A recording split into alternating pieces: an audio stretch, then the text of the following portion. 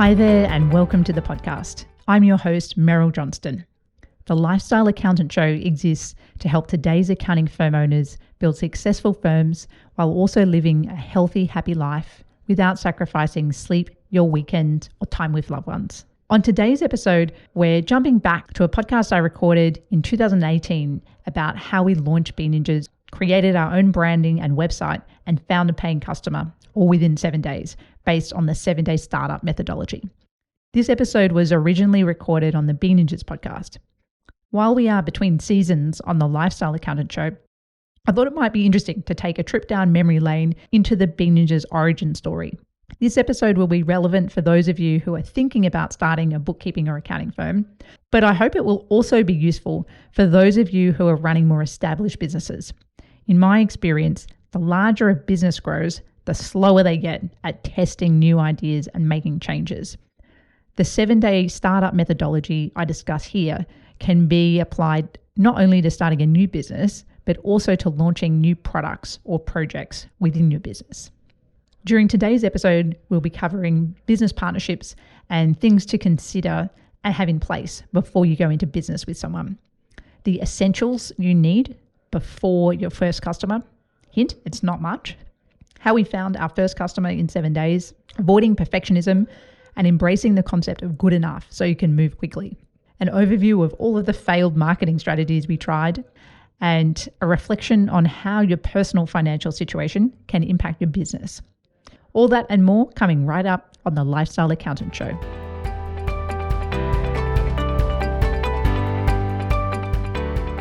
This podcast is brought to you by TeamUp, helping you to recruit rockstar Filipino accounting staff without the ongoing BPO fees. We've had Filipino accountants on the Bean Ninjas team for about 4 or 5 years, but my experience with BPOs has been average at best. When COVID hit and our BPO team moved to remote work, we started to question the value of paying an ongoing monthly fee for every team member, particularly as we had a couple of years of experience now working with an offshore team and no longer needed all of the support that a BPO can provide. TeamUp provides fixed price recruitment with no ongoing fees. It costs around $3,000 for them to run the end-to-end hiring process. That starts with creating an attractive job ad, promoting it on multiple platforms, attracting hundreds of candidates which they vet and interview and test, and ultimately they present the top 3 candidates for you to interview. We've just hired our first accountant in the Philippines with TeamUp. The process took about 5 weeks from beginning to end and saved our manager in the Philippines hours and hours of time. It's a busy time of year for us, and constantly hiring was taking her away from other valuable work like reviewing client files and also managing our team in the Philippines. TeamUp also offers an employer of record service through their partners, and that takes care of the compliance side of things. So next time you're looking to hire a rockstar accountant in the Philippines, check out hireteamup.com. That's HIRE, teamup, TEAMUP.com.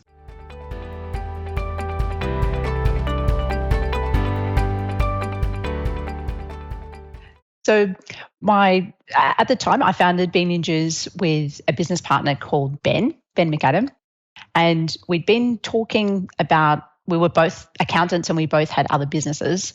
And we saw an opportunity to build a bookkeeping business using a productized service, recurring revenue model. And we'd also both been interested in the startup world. And we'd also both read Dan Norris's book, The 7-Day Startup.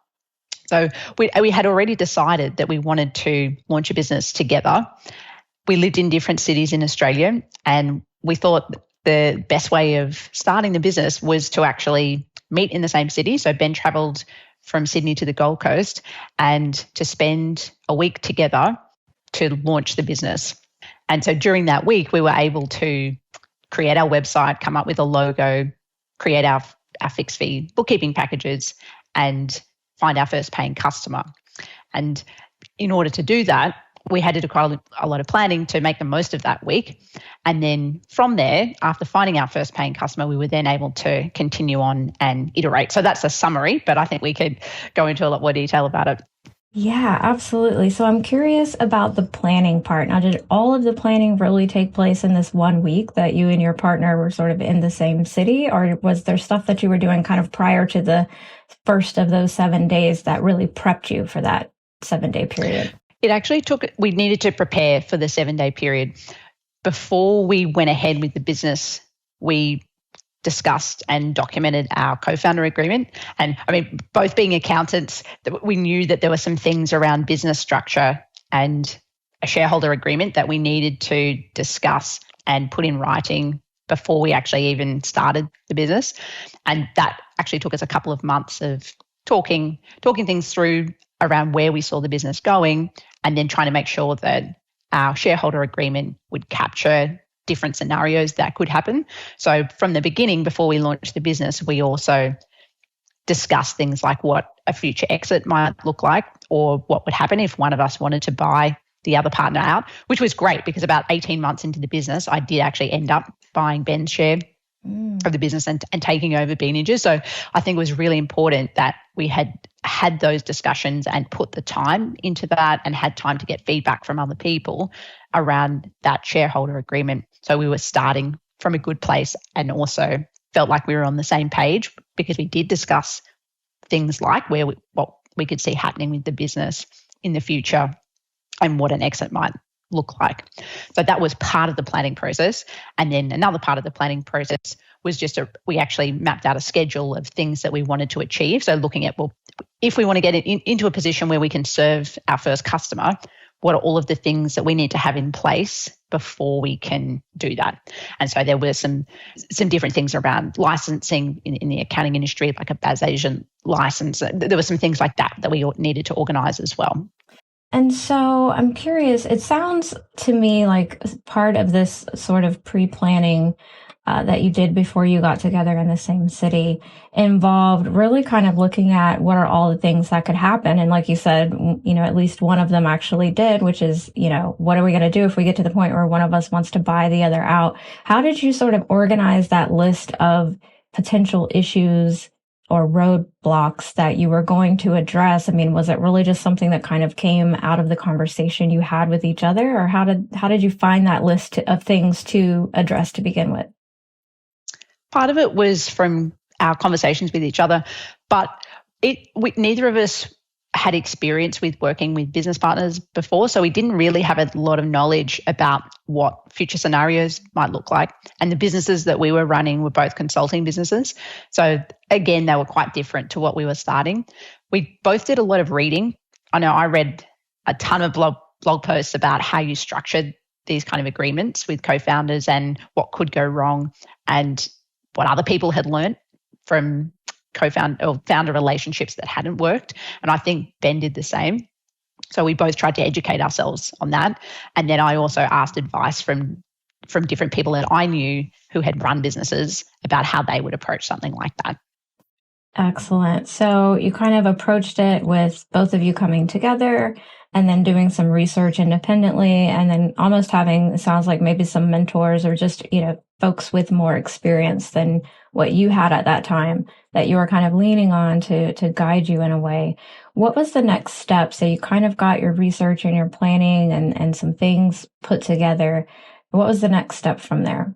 From there was booking Ben's flights and getting organized so that he could come up to the Gold Coast and that we could focus for a week just on launching the business and not on anything else.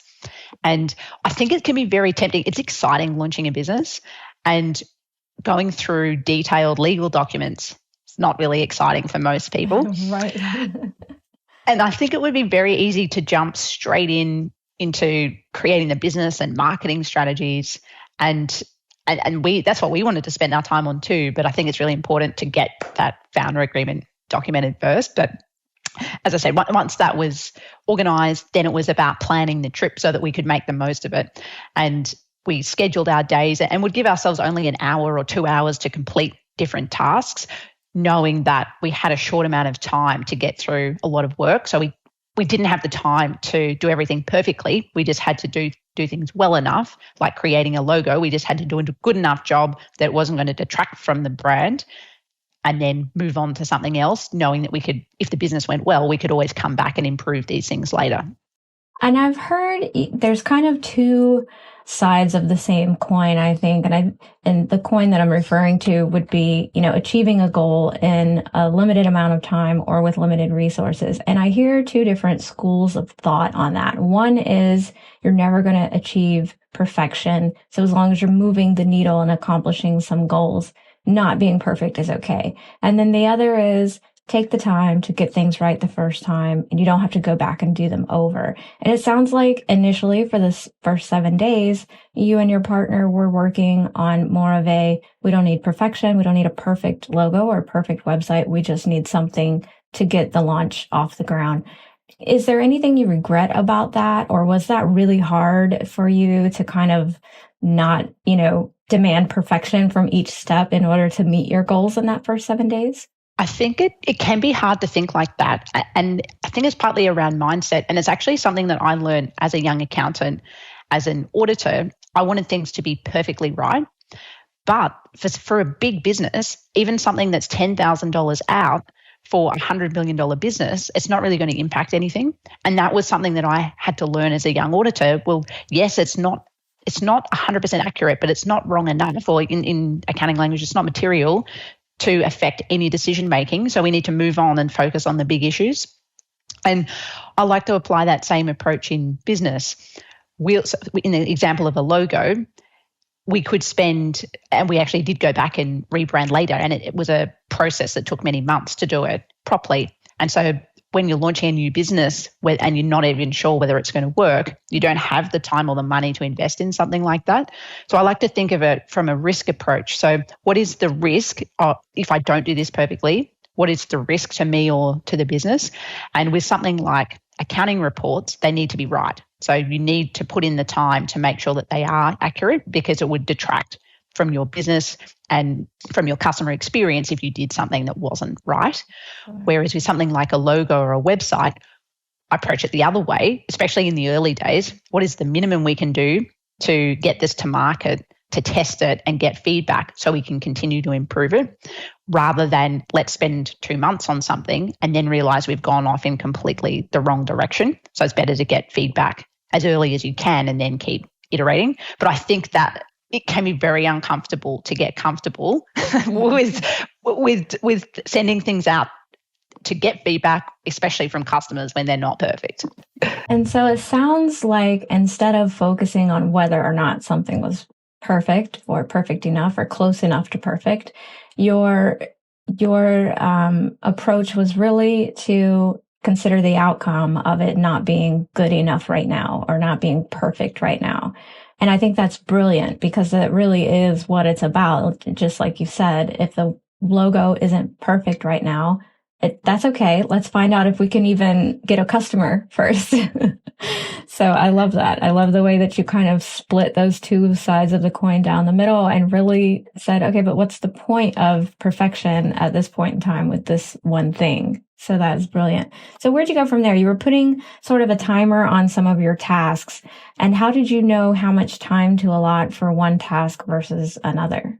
We didn't really. We just knew that we had such limited time and so many things. We were building the website ourselves. We were coming up with our bookkeeping packages, and we'd never really sold bookkeeping services before in a format like this. There was so much that we needed to learn, and we tried to just create really short timeframes. And then if we couldn't do it in the timeframe, at least we'd really push hard, and then we could we did have to reshuffle our schedule a little bit, but by only giving yourselves 45 minutes or an hour and a half, 2 hours to work on different projects, we really pushed hard in that time period and got as close to finishing as we could. I could spend a week on a website and just have the homepage not quite right. So that shows tremendous restraint. And really, I think that it sounds like the number one thing for you and your partner was that you kept your eye on the ultimate goal, which was to launch in 7 days. So that kind of sticking to your guns, so to speak, it sounds like that is something that really helped you to accomplish this to begin with? You didn't allow any of the things that you could kind of get myopic with. You didn't allow that to happen. You just kept your goal in mind.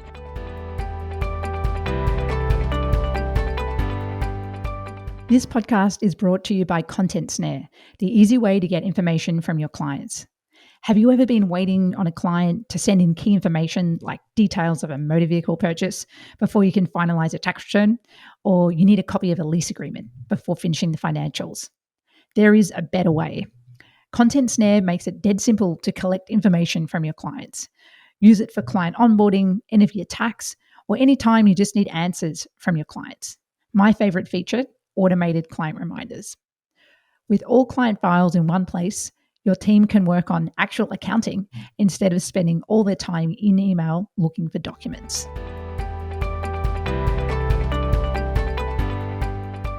So tell me, so day one, Ben lands in town, and what's the first thing that you guys are doing? We spent some time together again, looking over our schedule and working out what tasks we were going to work on, but also the order of priority.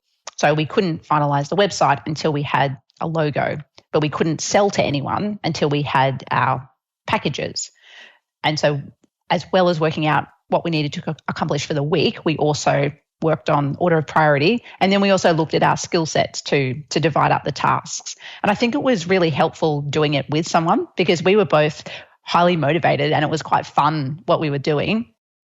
And having someone else there in the room, it was a fun week actually. And we were both accountable to each other and really trying to work hard and have results at the end of the time blocks that we were working in. And what was each day? I mean, I'm assuming we're not talking about, typical 8-hour days. They weren't huge days. Because we were working so intensely, I find it's not really possible for me to work with such focus for more than 8 to 10 hours a day. So we knew that we had a whole week. So we didn't actually work the crazy 14 or ridiculous hours that some startups do. We just tried to be very disciplined around our timeframes and then allow enough rest for us too. And then it was also, Ben hasn't spent that much time on the Gold Coast, so we actually wanted him to be able to get up outside and enjoy some time here too. Awesome. I mean, our focus was to launch the business, but I think we both realised we work best if we're going to be working that intensely, not to work ridiculous hours. Absolutely. That's amazing that you even cared if he got to see the Gold Coast at all. So let's move to day two. What did day two look like for the two of you?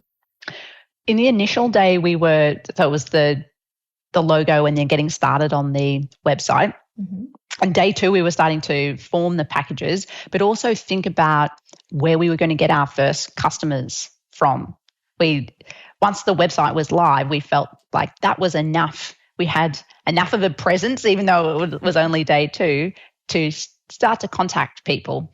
And we posted in Dan's 7-day startup group. I can't remember if that was on day two or it may have been a couple of days later, but it was whenever the website was live, just to share what we were doing, that we were launching in 7 days and that this is the service we were offering and did anyone know anyone that might be interested in the service. And so we were, as well as getting the business ready to launch, we were also thinking about who could we contact and how could we generate some interest in what we were doing. And I think that was part of the reason that we went with the 7-day launch as well. I haven't heard of that being done with an accounting firm or bookkeeping business before. Mm. And we thought that might help to make us a bit different, that we had launched in 7 days, and it might help other people to want to support us or help us in this journey of creating the business in 7 days and then seeing where it would take us. That's so literally your site was live before the 7th day even arrived. Yes. Yeah. That's amazing. Yeah. And I mean, Ben, he is an accountant, but he is quite handy with WordPress. But we bought a theme and then we looked at other websites that we liked and looked at the style and the wording and how they explain things to their customers, and we bought a WordPress theme and then just did the best we could. And the same kind of thing. We knew it needed to look professional enough that it wasn't going to lose trust from customers by looking like it was from 1980, but it didn't. We didn't need to compete with an accounting firm that was competing on a global scale. We weren't going to be able to complete that in 1 week. Right. And so now you mentioned that part of, I think, day 2 and maybe into day 3, you were talking about where were you going to get your first customers. So you posted in the 7-day startup group, and then where else? Where did you ultimately get your first customer, and at what point? And after launch, in the middle of launch, how did that happen? We also reached out to friends and family. So we wrote a blog post, our first blog post on our website explaining what we were doing, that we'd launched in 7 days. And our first customer actually came from Dan's 7-day startup group. And he is still with us now, Jared Robinson from the PE Geek. So he took a punt on us and saw that, yes, 2 accountants having a crack at launching a business. And he saw our post in the Facebook group and was our first customer. Awesome. And that happened within the first week. That's what we were aiming for, but we weren't sure whether it would happen. So we were just so excited. Absolutely. And I must say, it wasn't, that made it feel like maybe we were going to find a lot more customers like that. And it actually proved a lot harder to get our first 15 customers than just putting a post in a Facebook group. Right. But that at least gave us the boost we needed to think, right, we're on the right track with this business. And from there, it was about the early stages, reaching out to our existing network and friends and family. Getting that first customer does bring you so much momentum. And that is just, it's like, I mean, it's gassing up and just putting your foot on the pedal, and now you're going full speed and it feels great. What was the timeline like between your first and, sort of 10 or 12 customers? What was that like? How long after your 7-day launch did that take? It took quite a while. Both Ben and I had networks, but they weren't necessarily, because we were selling completely different services. So Ben previously, his business was a tax business, and my skill set was accounting with big business. So the clients that I worked with were quite different to the type of small businesses that we serve with Bee Ninjas. And it took time. And we also realized that you need a certain level of trust in your bookkeeper or your accountant, because you're sharing financial information with them.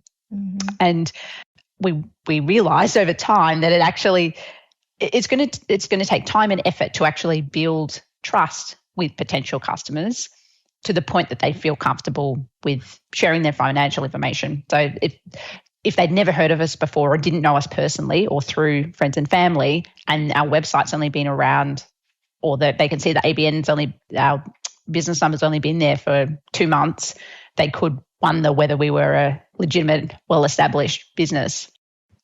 After 8 months, we hit 100,000 of annual recurring revenue, but we really accelerated in the back end of that. So I can remember it took us 6 months to get our monthly recurring revenue to just over 3,500. Wow. So that first 6 months, we kind of had a lot of moments when you were wondering if we're doing the right thing, which brings me to my next question. Is I'm curious about, most specifically within that 7-day launch, but even, further into the next few months, what you were creating is something rather unique, which is a productized bookkeeping service. And, you're doing a lot of things that no one in that particular industry has really done before, at least not this way. So what were some of the challenges looking back now that, your business has kind of boomed and you've had this huge growth and you continue to grow month over month and year over year? But looking back on that 7-day launch and those initial couple of months, what were the biggest challenges and sort of some things that you would do differently if you could? There was a couple of key challenges. One was that neither of us had run a bookkeeping business before, which meant that our intention was always to build the business to scale. And that means you need systems because you're going to have a team. And having not been in the detail in how a bookkeeping business runs, we had to figure out everything ourselves. Whereas I think if we were running a tax practice, which Ben had 10 years of experience in, we would have already known all of the procedures and ways of doing little things like onboarding a customer even, that work for that industry. So one major pain point was that we had to develop all of these processes and procedures from scratch. And that's not something that your customers pay you for. That's just a hit to your bottom line. And we had very limited revenue for those first 6 months, which brings me to a second pain point, which was around cash flow. Ben and I each put in, I think it was around $500 each to start the business. And that was just to get the website and get things set up. Mm-hmm. And then from that point, everything that we were spending in the business, we needed to earn first. We were covering our living costs through our other businesses. And so that was a real balancing act in managing our other businesses to fund, to earn enough to pay our living costs, while also trying to focus as much time as we could on Bean Ninjas to grow it. But with the revenue so small, there wasn't really a lot of money available to pay other people to do things. So we really had to do everything ourselves, even though our intention was in the longer term to have a much bigger business where we had a team running things. And so we were actually doing things like the bookkeeping ourselves, which an hourly rate for bookkeeping is a lot different to the kind of accounting consulting rates or tax rates that Ben and I would charge. So that was actually, we didn't really enjoy that, but we knew that in the long term, we were building a scalable business. And so they were the kind of things that we needed to accept and do until the business was big enough to hire other people to do the bookkeeping work. And how long did that take? We hired our first staff member, it would have been around 5 months into the business. Wow. And that was just as revenue was gearing up. So before that, Ben and I were doing everything. And because when I hear everything for a startup, I've worked with startups before, everything is a lot. So you were literally doing the bookkeeping, marketing, managing your website, all of it, just the two of you. Everything. Yes, all of that. Writing blog posts, social media, doing the bookkeeping work, and sales. Which of those things, because I think it's always interesting when founders do spend months, most founders after about six weeks, 2 months, they're going to go look for investors. So I think it's really interesting to talk to founders that kind of kept doing everything themselves, wearing all the hats until they could hire help. So of all of those things, which of the ones, obviously taking care of your customers that you had were important, but as far as operational, which were the most important things for you and your co-founder to be doing personally, and which were the things that you think would have been better to offload from off your plate first? So our first hire was someone to do bookkeeping. Mm-hmm. And that was what we wanted to get off our plate as early as possible, the operational part of the business. Mm-hmm. And if we'd had more money, then we could have invested more in marketing at the beginning. But our issue was that neither of us we weren't sure whether the business was going to work. So we didn't want to put up more of our own money in the beginning to pay other people to do anything. And I think there's pros and cons of that. The downside is that it took us a long time to grow. The first 6 months was very slow, but the upside was that we had the opportunity to learn without financial pressure, because it was only our time that we were losing. Right. And it was actually very beneficial to learn. From my end, I was spending a lot of time learning about marketing and creating content and copywriting and design. And I think they're skills that are really useful in what I'm doing now, even though I'm not directly creating a lot of the marketing material for us anymore. I still oversee it. And I think being that hands-on in creating these different things in the business was great for my own learning. And I don't think I would do it differently. Yes, it was frustrating that our growth was slow and it was hard financially too. And we also had to work a lot of hours because we weren't getting paid anything from Bean Ninjas. Mm-hmm. But I think that all of that time was actually really good for my own development and helped me to change my thinking from thinking like an accountant, which can be quite narrow, mm-hmm. into thinking more like a business owner, which needs to be much broader, much more strategic, and also to think about our customers and think about things from their perspective. Mm-hmm. Tell me a little bit, speaking of your customers, tell me a little bit about if so, how your sort of customer outreach has changed? I mean, obviously, as you grow, you get more budget, you hire more people, you can do more things with marketing. Our marketing approach, again, it was very general because we didn't have a target market or an ideal customer that we were targeting. It made our marketing strategy, it was difficult to have a clear marketing strategy, and our approach was scattergun. So we tried everything. I can remember trying cold calling. We had a university intern who was dropping flyers at different businesses. Oh, wow. I tried to contact about 50 different accounting firms to build relationships, to have them refer out their bookkeeping work to us. We just tried all kinds of different things, and most of them didn't actually work. We didn't get anything from the letter drop. We didn't get anything from the cold calling. And in the early days, we didn't get anything from the accounting firms because we weren't established enough for them to risk their reputation on sending us bookkeeping work when they didn't really know we were only a new business. Sure. So it was really just over time when we started to do good work we were doing good work for our existing customers and really putting in a big effort to make sure they had a good experience. And that was only a very small group of customers.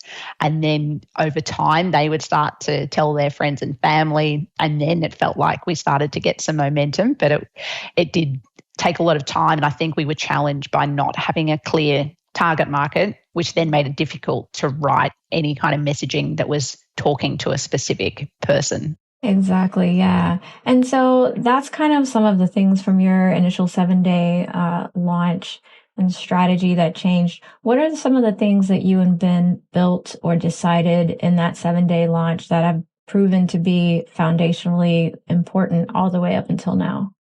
What's something else that you want the audience to know about the 7-day launch process? I think if I was to be giving some advice from someone else, or for someone else that wanted to go down this path and launch a business quickly, I would say, one, especially if you're doing it with a business partner, make sure that you have the foundation right before you start. Things like a shareholder agreement, and think through what the end game or the potential exit might look like, and make sure that you're thinking about that at the beginning. Then I would say make sure to plan the 7 days and your objectives and what you want to achieve so you can stay focused and really push yourself to complete things quickly during that 7 days. And I think the objective, it should be to get a customer and to have someone. Lots of people can say, yes, that's a great idea, but it's only when they front up with their money and actually pay for something that you know that, yes, it's very easy to say yes, but to pay for something is quite different. So I would really say to push yourself to actually get a customer, not just to ask people whether they think things are a good idea. And then also have an idea about how you're going to continue on with things after the 7 days, because we were on a real high after that week together in person, and then we had to go back to everyday life. And so I think it's important to think about how are you going to maintain momentum in your business when probably it's not going to be able to pay you much money in the early stages. And I think that also ties in with having your personal finances organized.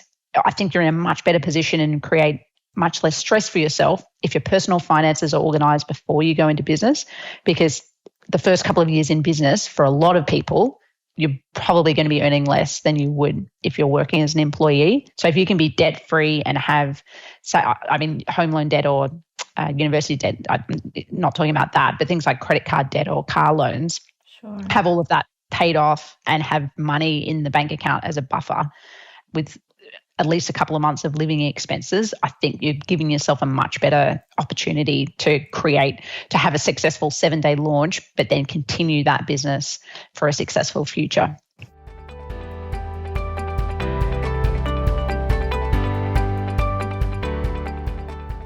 I hope you enjoyed this walk down memory lane. I had a few takeaways from reviewing this episode, which was recorded 5 years ago, and Be Ninjas was started almost 8 years ago. I'll share 3 thoughts. Momentum is a beautiful thing. In the early days of business, we had to work so hard for every customer. We didn't have a well-known brand, and my co-founder Ben and I didn't really have personal networks either. These days, now, almost 8 years later at Be Ninjas, we receive referrals and we have people who have never met us before find us via Google. So it can be easy to forget how hard things are in those early days of business, and this was a nice reminder. I'm a big fan of the power of focusing on one thing rather than chasing shiny objects and working on lots of things that don't really move the needle. But this was a good reminder that in the early days of business or of a project, you can learn a lot by running a variety of different experiments before you decide on what to double down on. And I was thinking about our initial marketing strategies, and we tried so many things that didn't work, but I think we needed to do all of that testing to land on the two primary strategies that work for us today, which are partnerships and SEO. My third point was that thinking about startup methodology, it's always a good reminder of how speed of execution can be a superpower. It's important to me to run what I would describe as a calm business, where we're not constantly fighting fires and having emergencies. But I think it's still possible to run a calm business, but also still push hard to try and ship things quickly. And I would say that this, traditionally, I would see this as a weakness of accountants when it comes to shipping projects outside of doing accounting work for clients, is that we can move too slowly and perfectionism can get in the way of things. We'll be back next week with a bonus interview with Blake Oliver, who is the host of the Cloud Accounting Podcast and the founder of Earmark CPE. And I'm having a chat with Blake to hear all about his content creation process. We'll be having a few bonus episodes before season 2 kicks off. And as a reminder, season 2 of the Lifestyle Accountant Show will be all about mergers and acquisitions and partnerships in the accounting firm space.